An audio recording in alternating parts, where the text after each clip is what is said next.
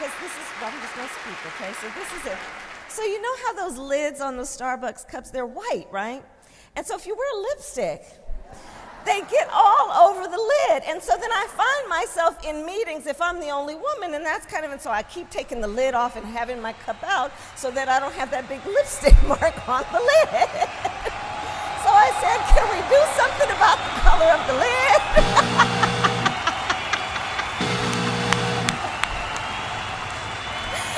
So that was that conversation.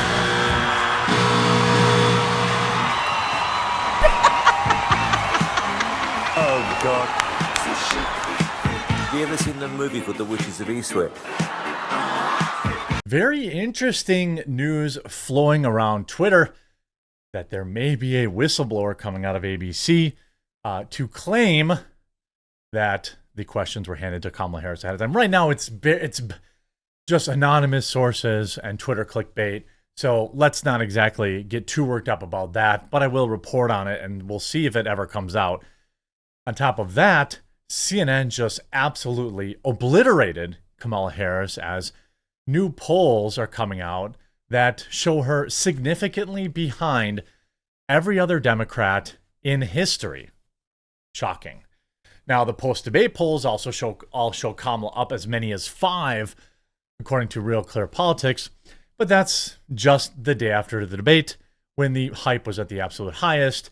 Yesterday, Trump announced that he will not be taxing overtime, which is going to take some time to percolate down to the working man. And I think that is going to resonate greatly.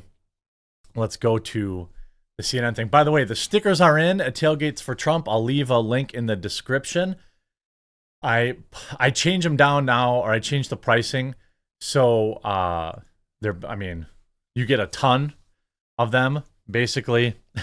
I'm not making any money on these. The goal is to get you out there and get these stickers up so people go to the website and register their friends to vote. You can get, 50 of them for $17. You can get 100 for $20, 200 of them for $40. But I don't want you just to buy the stickers. I want you to buy them and stick them up everywhere. And then people will scan the code. They'll go to the website. We've already got 4,000 people confirmed to throw parties. Just think about that. If we get, 10,000 people throwing parties, 20,000 people throwing parties, you could actually make a huge difference while getting hammered and enjoying delicious recipes, which we have on our website, which we're constantly expanding. We've got a whole new elections-themed menu coming out in the coming days. Let's go to this clip. I'll leave the link to get those in the description. Again, I don't make any money on them. Just sending them out to try and get people to get them up in places. Don't get yourself in trouble. Get them up. Send me pictures. Tweet me pictures of them when you get them up, and I'll share them too. Here's 30 seconds of hard truths for Van Jones. This is a woman who can Ooh, a woman. any man. Putin, Donald Trump, or anybody else, and she established that. She is the worst polling Democrat against Donald Trump in history on national polls. Oops. No one is performing worse than her. No one's performing worse than her among blacks, among Hispanics, the worst performing Democrat in modern history among those demographics, worst performing polling-wise among Jews. She is losing key factions of the Democratic base. Muslim voters, she's at under 50. She's at 52% in the latest CAIR poll among black Muslims. She is not. All that he can do is sit there and smile. This is the latest Rasmussen report. Again, this is one of the few daily reports that are out there. This one shows Trump gets a 6-point lead after the latest daily tracker right after the debate. People are fired up. This Rasmussen report from September 12th shows Trump at 50 versus 44. I don't believe he has a 6-point lead, to be honest with you. Rasmussen basically always had Trump up, but it's good to see at least some polls showing positive information. We have this report out of, I think, we're going to get to this. Here, New York Post. Kamala Harris did not, not that one. We're going to talk about the debate questions in a second. There was another poll I was trying to do. There's a new poll out of Michigan that has Kamala Harris also trailing Donald Trump, which would be historic if, in fact, that's true. If, in fact, Donald Trump were to win Michigan, he would probably win the election.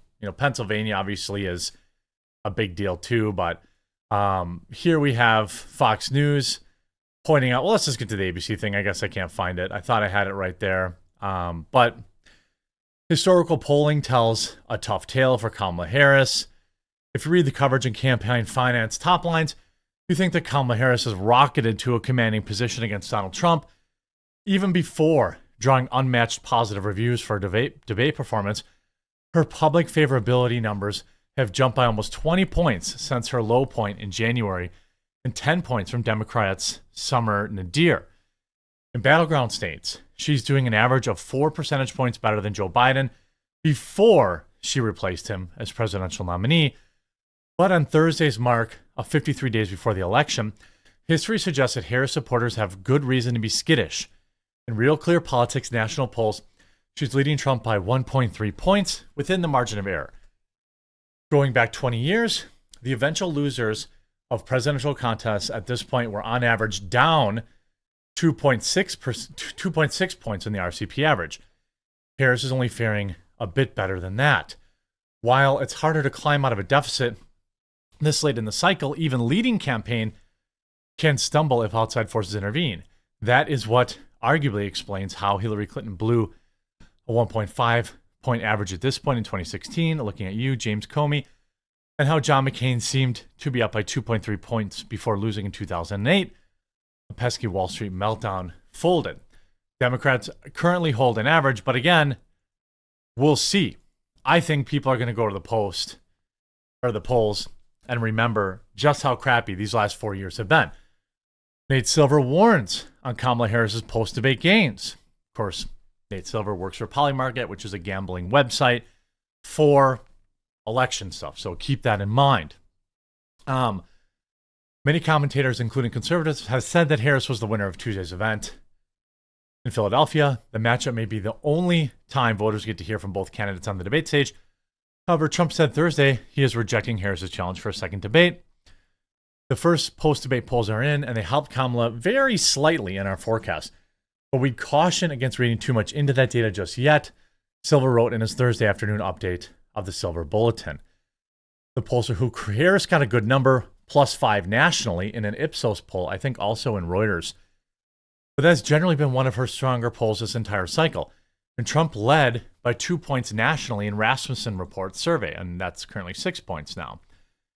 According to Silver's aggregate of national polling, Harris is leading Trump 48.7 to 46.8 on average, but Silver's model still gives Trump a higher chance of winning the necessary 270 electoral college votes in November, with the former president projected to take critical battleground states like Arizona, Georgia, Pennsylvania, Nevada, and North Carolina. I mean, if he takes those states, he wins the election.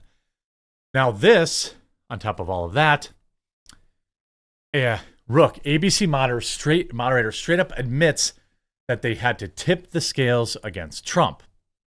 This on top of an anonymous tweet that people are sharing as if it's absolute truth. Right now, I have not seen any evidence of it. However, this guy has 100,000 Twitter followers, and if he doesn't release it, will completely destroy his reputation, I would imagine. I will be releasing an affidavit from an ABC whistleblower regarding the debate. I have just signed an NDA with an attorney of the whistleblower.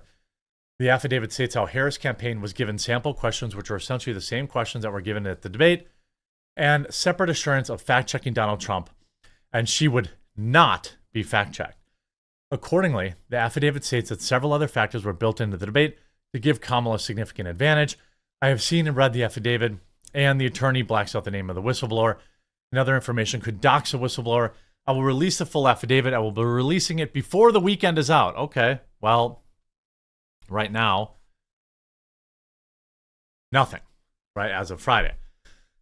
But they did say, I have been contacted by the Gateway Pundit regarding the whistleblower story. I have responded to them that I may do a joint release of the whistleblower story with them as long as they will protect the identity.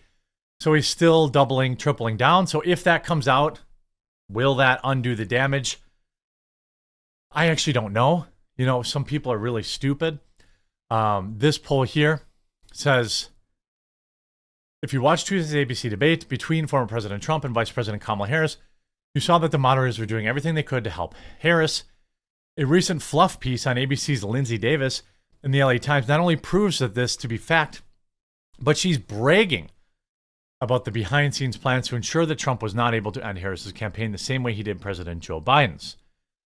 Here is the tweet. Quote, bring it up.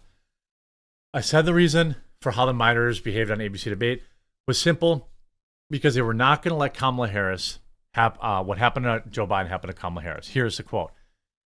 Trump and President Biden, whose poor performance led to his exit from his race. Davis, while wearing pink glasses, while speaking to the Times over breakfast at the Ritz-Carlton, said the decision to attempt to correct the candidates was in response to Trump winning his debate against Joe Biden. People were concerned that statements were allowed just to hang and not be disputed by candidate Biden at the time of the moderators. Well, they never did this for Joe Biden, though. I'm sorry, Kamala Harris. In an era in which misinformation spreads fast and furious, Davis's real-time fact checks cut through the proceedings like a sharp blade, the LA Times wrote. Davis, wearing pink glasses while speaking to the Times over breakfast, said it was all in response to President Biden's poor performance. The outlet then added, in the weeks leading up to the debate, everyone involved at ABC played out various scenarios and table read-like sessions to ensure their ability to fact-check in real time to avoid a redo of Trump's debate against Biden.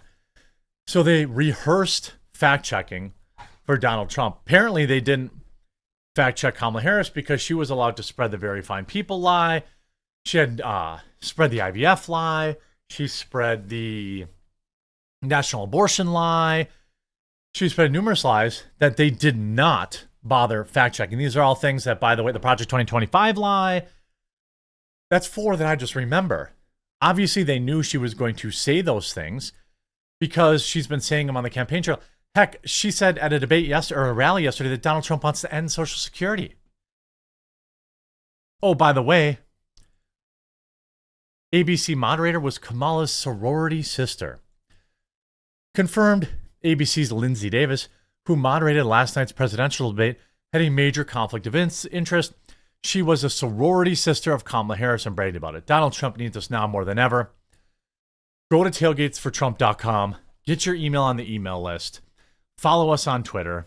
Get a bunch of these stickers. Stick them up everywhere. Don't get yourself in trouble. Stick them up everywhere you can. Send me pictures of them stuck up so we can make it go viral. I want this to be like the I did that thing. People can then come to the website, figure out how to help Trump win. He needs a good ground effort. My team is donating their time and resources to do it. And I hope that you'll pick up some stickers and spend the weekend. Well, we'll ship them out. Maggie's in today shipping them out. So hopefully you'll spend some time next week sticking them at all your favorite spots to spread the word. I hope you enjoyed this video. If you did, make sure you leave a like on it, and we'll talk to you again real soon.